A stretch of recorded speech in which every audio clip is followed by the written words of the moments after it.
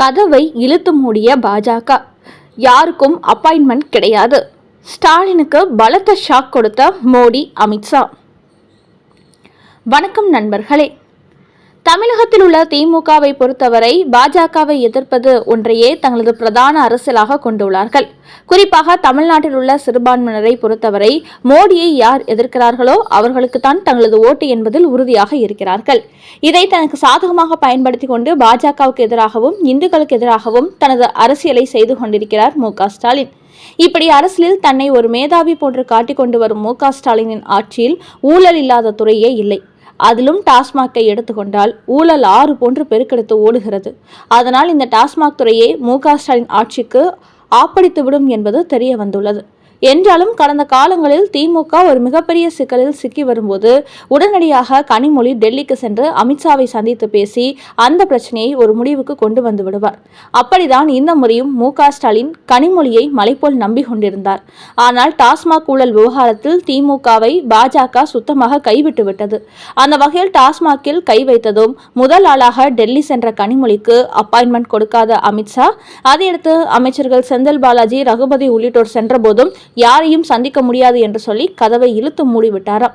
இதன் காரணமாகவே இந்த டாஸ்மாக் ஊழலில் இருந்து கண்டிப்பாக திமுக தப்பவே முடியாது என்பது தெரிந்துவிட்டது. இருப்பினும் அடுத்தபடியாக முதலமைச்சர் மு.க.ஸ்டாலினின் தமிழக அரசு சார்பாக சில விஷயங்களுக்காக சந்திப்பது போன்று மோடி, அமித்ஷா இடத்தில் அப்பாயின்மெண்ட் கேட்க தயாராகிவிட்டார். இதற்காகவே டெல்லியில் சில திமுக புலிகள் மோடி, அமித்ஷா அலுவலகங்களுக்கு தொடர்பு கொண்டு மு.க.ஸ்டாலினுக்காக அப்பாயின்மெண்ட் கேட்டு வருகிறார்களாம்.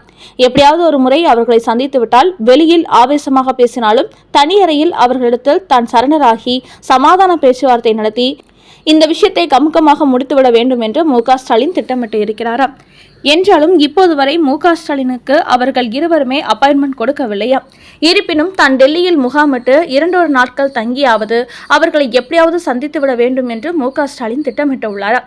குறிப்பாக டெல்லியில் ஆம் ஆத்மி கட்சி செய்த மதுபான ஊழலை விட தமிழகத்தின் டாஸ்மாக் ஊழல் மிகப்பெரியது என்பதால் இதிலிருந்து தப்புவது கடினமான விஷயம் என்பதையும் மு.க.ஸ்டாலின் புரிந்து கொண்டார். அதன் காரணமாகவே தமிழ்நாட்டில் பாஜகவுக்கு எதிராக ஆவேச அரசியல் செய்தாலும் டெல்லி சென்றதும் இது எல்லாம் ஒரு சாதாரண அரசியல் ஸ்டண்ட். திமுக, பாஜகவின் கொள்கை வெவ்வேறாக இருந்தாலும் அரசியலுக்கு அப்பாற்பட்டு நாமெல்லாம் நண்பர்கள்தான் என்ற ஒரு விஷயத்தை சொல்லி மீண்டும் மோடியின் அபிமானத்தை பெற்றுவிட வேண்டும் என்று ஸ்டாலின் திட்டமிட்டு வருகிறாராம்.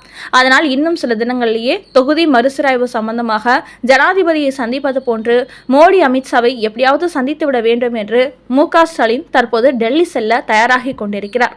இதற்காக திமுக டீம் ஒன்று டெல்லியில் முகாமிட்டு தொடர்ந்து அவர்களது அப்பாயின்மெண்டை கேட்ட வண்ணம் இருப்பதாகவும் திமுக வட்டாரங்களில் கூறுகிறார்கள். அடுத்த செய்தி. இஃப்தார் நோன்பு நிகழ்ச்சியில் கலந்து கொள்ள என்ன தவிர யாருக்கும் உரிமை இல்லை. எடப்பாடி விஜயை சாடிய மு.க.ஸ்டாலின். தமிழகத்தில் உள்ள திமுகவை பொறுத்தவரை எப்பொழுதுமே இந்துக்களுக்கு எதிரான ஒரு நிலைப்பாட்டை தான் எடுத்து வருகிறார்கள். அதே சமயம் இஸ்லாமியர்களை தனது உடன்பிறப்பு போலவே கருதுகிறார்கள். இப்படிதான் கருணாநிதி காலத்திலிருந்தே செயல்பட்டு வருகிறார்கள். இப்போது அதையே மு.க.ஸ்டாலினும் தொடர்ந்து வருகிறார். இந்த நிலையில்தான் நேற்று ஒரு இஃப்தார் நோன்பு நிகழ்ச்சியில் கலந்து கொண்ட மு.க.ஸ்டாலின் இஸ்லாமியர்களை தனது உயிரினும் மேலான உடன்பிறப்புகள் போன்று புகழ்ந்து தள்ளி இருக்கிறார். அதாவது மிலாடி நபிக்கு அரசு விடுமுறை அறிவித்தது கருணாநிதி தான்.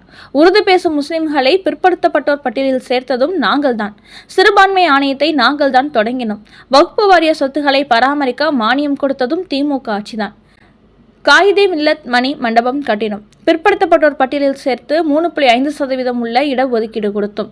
ஹஜ் பயிர்களுக்கு 25,000 ரூபாய் கொடுத்து வருகிறோம். கடந்த 4 ஆண்டு திமுக ஆட்சியில் இதுவரை இஸ்லாமிய மாணவ மாணவிகளுக்கு 4.82 கோடி ஊக்கத்தொகை கொடுத்துள்ளோம்.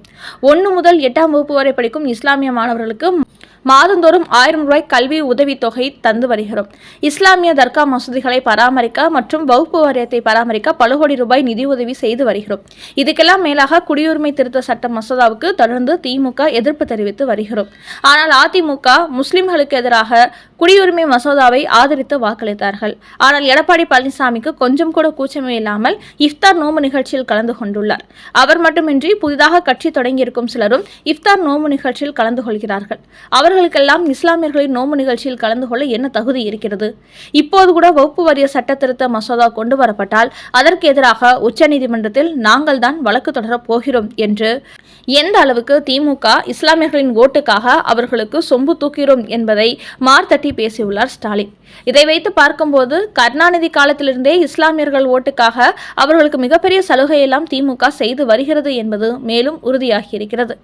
ஆனால் இப்படி இஸ்லாமியர்களின் நோன்பு நிகழ்ச்சி, கிறிஸ்தவர்களின் கிறிஸ்துமஸ் நிகழ்ச்சியில் பங்கேற்கும் முதலமைச்சர் மு.க. ஸ்டாலின் என்றைக்காவது ஒரு நாள் இந்துக்களின் கோவில் நிகழ்ச்சிகளில் பங்கேற்றது உண்டா என்பதை தமிழ்நாட்டில் உள்ள இந்து மக்கள் யோசித்து பார்க்க வேண்டும். அந்த அளவுக்கு இந்த திமுகவானது இந்துக்களை ஒரு ஜென்ம எதிரி போன்று பார்க்கிறார்கள். இஸ்லாமியர்களின் வகுப்பு வாரிய உரிமைக்காக உச்சநீதிமன்றத்திற்கு போவதாக சொல்லும் மு.க. ஸ்டாலின் என்றைக்காவது இந்துக்களின் உரிமைக்காக நீதிமன்றத்திற்கு சென்றிருக்கிறாரா? அப்படிப்பட்ட இவர் இந்து கோயிலில் வரும் வருமானத்தை எடுத்து இஸ்லாமியர்களுக்கும் கிறிஸ்தவர்களுக்கும் பல சலுகை அறிவிப்புகளை வெளியிடுகிறார். அதனால் தமிழ்நாட்டில் உள்ள இந்துக்கள் திமுகவினர் யாரேனும் தேர்தல் நேரத்தில் ஓட்டு கேட்க வந்தால் அவர்களை செருப்பால் அடித்து துரத்த வேண்டும். அப்போதான் இந்த மு.க. ஸ்டாலின் போன்றவர்களுக்கு இந்துக்களுக்கும் மானரோஷம் வந்துவிட்டது, இனிமேல் சிறுபான்மையினரின் ஆதரவாளராகவும் இந்துக்களின் எதிரியாகவும் செயல்பட்டால் தமிழ்நாட்டில் திமுகவினால் அரசியல் செய்ய முடியாது என்ற அச்சத்தை ஏற்படுத்த வேண்டும். அதனால் திமுகவுக்கு முதல் எதிரியாக இருக்கும் பாஜகவுக்கு இந்துக்கள் முழுமையாக ஆதரவளித்து மு.க. ஸ்டாலினை 2026 சட்டமன்ற தேர்தலில் மண்ணை கவ வைக்க வேண்டும் என்று பாஜகவை சேர்ந்த பல புள்ளிகளும் அவரது இந்த இஃப்தார் நோன்பு நிகழ்ச்சி குறித்து வெளியிட்ட செய்தியை அடுத்து தங்களது விமர்சனங்களை வெளியிட்டு வருகிறார்கள். அடுத்த செய்தி, என் வீட்டில் நடந்த தாக்குதலுக்கு சென்னை காவல் ஆணையர் அருண், செல்வ பெருந்தகைதான் காரணம், சவுக்கு சங்கர் நேரடி குற்றச்சாட்டு. யூடியூபர் சவுக்கு சங்கர் வீட்டில் நேற்று அவர் தாயார் மற்றும் இருந்தபோது 50க்கும் மேற்பட்டவர் அவர் வீட்டுக்குள் புகுந்து அங்கிருந்த பொருட்களை அடித்து உடைத்ததோடு சாக்கடை கழிவுகள் மற்றும் மனித கழிவுகளை கொட்டி வீட்டை அசிங்கப்படுத்தியுள்ளார்கள். இப்படி ஒரு சம்பவம் நடந்ததை அடுத்து எடப்பாடி பழனிசாமி, சீமான், அண்ணாமலை, திருமாவளவன் உள்ளிட்ட பலரும் இந்த செயலுக்கு கண்டனம் தெரிவித்துள்ளார்கள். இதையடுத்து சவுக்கு சங்கர் வெளியிட்டுள்ள செய்தியில், இன்று காலை 50க்கும் மேற்பட்ட கும்பல் துப்புரவு தொழிலாளர்கள் போல வந்து என் வீட்டை அசிங்கப்படுத்தியுள்ளார்கள். என் தாயாருக்கு கொலை மிரட்டல் விடுத்துள்ளார்கள்.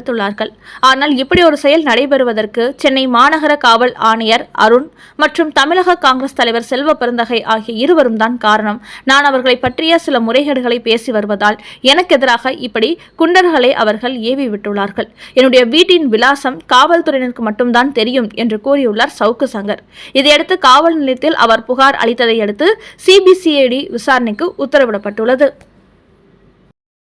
நண்பர்களே, டாஸ்மாக் ஊழல் விவகாரம் பத்தி எரிய தொடங்கிவிட்டதால் தன்னையும் தனது குடும்பத்தாரையும் எப்படியாவது காப்பாற்ற வேண்டும் என்பதற்காக பிரதமர் மோடி அமித்ஷாவிடம் சரண்டராக மு.க. ஸ்டாலின் டெல்லியில் அப்பாயின்மெண்ட் கேட்டு வருவது, இஸ்லாமியர்களின் இஃப்தார் நோன்பு நிகழ்ச்சியில் கலந்து கொள்வதற்கு எனக்கு மட்டுமே உரிமை உள்ளது, அந்த அளவுக்கு அவர்களுக்கு திமுக ஏகப்பட்ட உரிமைகளை வழங்கி வருவதோடு அவர்களுக்காக நாங்கள் போராடி வருகிறோம் என்று மு.க. ஸ்டாலின் வெளியிட்டுள்ள செய்தி மற்றும் எனது வீட்டில் குண்டர்களை ஏவிவிட்டது சென்னை மாநகர காவல் ஆணையர் அருண் மற்றும் தமிழக காங்கிரஸ் கட்சியின் தலைவர் செல்வ பெருந்தகை ஆகியோர்தான் என்று சவுக்கு சங்கர் நேரடியாக குற்றம் சாட்டியிருப்பது குறித்த உங்களோட கருத்துக்களை கமெண்ட் பாக்ஸில் பதிவிடவும். நன்றி, வணக்கம்.